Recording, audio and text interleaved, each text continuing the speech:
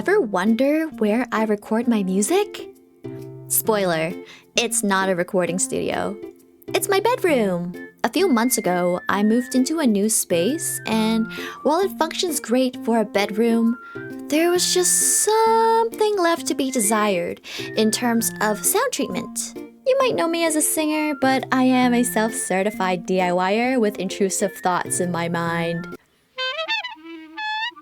So I asked you guys in my YouTube polls if you wanted to see me roast my bedroom studio, and like 140 people said yes, and they were interested, so that's what we're doing today! I record and stream everything in my bedroom. It's convenient and cost-effective. As much as I'd like to have a dedicated studio room, I can't really justify it right now, and that's why we're gonna get a room tour with certified Froggie roasting. You'll have to excuse the clutter. I'm still in the middle of moving stuff. But this is the view you get upon entering my room. I have a display cabinet, a small vanity, a plastic drawer, and a chair along the wall. I've had this drawer for like 15 years, and it's not the prettiest, but it works great, and it's been holding up well. I made an attempt to make my room look nice, but I gotta say that interior design is not my specialty. So on the opposite wall, we have my desk setup where I will do all of my recording and editing. I don't actually have my computers here yet, so I just laid out a mouse and a keyboard so you guys get a vision of what I have in my head. I installed a new pegboard next to my door so I can take advantage of some vertical wall space, because when working in a limited space, there's only so much floor space to go around. And of course my bed is in here too, because it is my bedroom. I have a couple of freeloaders on my bed, but they're really cute, so they can stay. I bought this bed frame not realizing that it has this part that juts out like 2 inches, and I can't tell you how many times I've accidentally slammed my shins on it when I climbed into bed. So if you're clumsy like I am, you should take this part into consideration when you buy a new bed frame. Another complaint I have about this room is that it gets really hot. I know that this is a room roasting, but I think this room is roasting me. I usually have my curtains drawn because the sun heats up this room like a greenhouse, and my floor lamp and my desk lamp barely provide enough light, so I feel like a cave frog. I took this old tube LED light from my dad's garage because it's the only thing that's bright enough to light up this whole room. There's just one teeny tiny problem. It needs to be connected to this specific outlet for it to work with the light switch. And the cord it came with is not long enough for me to mount it, so I'm gonna have to fix that. Oh, and I forgot to do a sound test, but it's pretty average in terms of room reverberation, i.e. kind of echoey and definitely not optimized for recording. I'm not striving for the best recording room, okay? The goal is to improve the state of this room and make it a comfortable place to sing and live stream. Okay, let's go over the floor plan and see what I can do to sound treat it better. The door swings inwards, so I can't really put anything in this area, at least not on the floor. The bed is already pushed to the furthest it can go, and the floor-to-ceiling windows means I can't do much to this side of the wall either. I have a closet with a sliding door I need access to, so that side needs to remain open. That leaves the wall my desk faces and the wall opposite it. I think the biggest issue is my glass cabinet. Since it's located directly behind where I sit, the sound waves will definitely bounce off of it in an unflattering way. I'm going to need to add something to absorb those waves that I can remove as well. So I decided to buy a small clothes rack on wheels that I can put in front of the cabinet whenever I need it to help me absorb some waves. Plus, it provides more storage for my clothes and I can roll it away when I don't need it. I also brought over my old acoustic foam panels and bass traps, and now I need to decide where I want to place them. The first step is to add bass traps.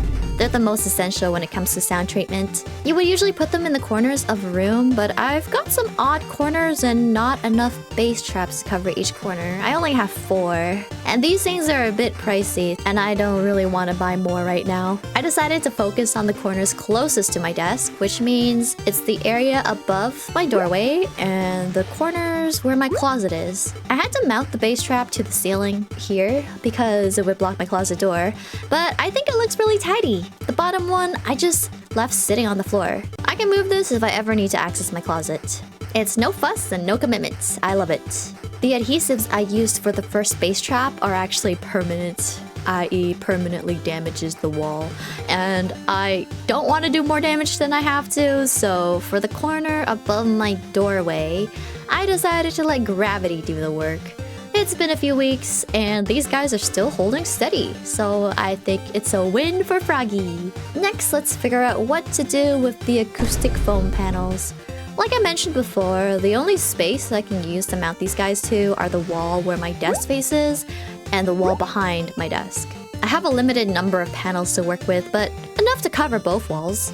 Again, I really don't want to damage the walls more than I have to, so I decided to try and glue the panels to a giant piece of cardboard. Here's some footage of me planning out where each panel will go. I didn't have the willpower to record myself and do manual work of all of this, so you'll just have to use your imagination of Froggie using her tape measure to do math and then sawing up the cardboard to make sure everything fits. I used this liquid spray adhesive and it got everywhere on me, but it worked well on the foam panels. I had a few leftover panels after creating 2 large cardboard pieces, so for these individual panels, I went with the pin option, where you basically nail in a tiny pin through the foam and into the wall. It's mess-free and easy to remove, and patching up holes is not that difficult, I think. Lastly, I finally mounted my tube light.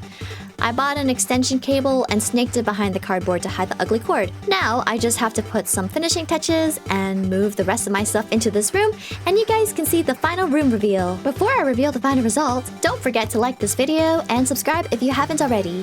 A special shout out to my Patreon Ribbit Club for supporting this channel. I'm currently running a survey on Patreon rewards, so if there's something you've always wanted to ask or receive from me, go fill out the survey to let me know. Link in the description below. Now, back to the final room reveal.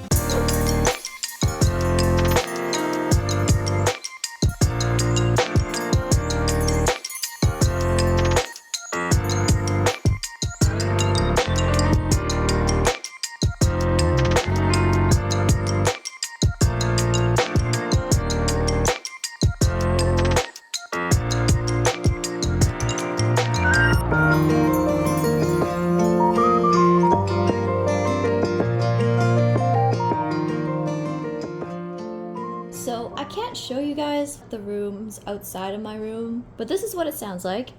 And if I walk inside my room and I close the door, this is what it sounds like now after putting up all the sound treatments. Since this room has several purposes, I knew I would have to compromise on what I could do with it. Overall, I think this is a pretty big improvement. So I decided to throw my fluffy blanket over the glass cabinet for times when I need better sound. I can just lift the blanket when I want to show off my figures and collectibles, and have it down for when I'm recording or streaming or mixing.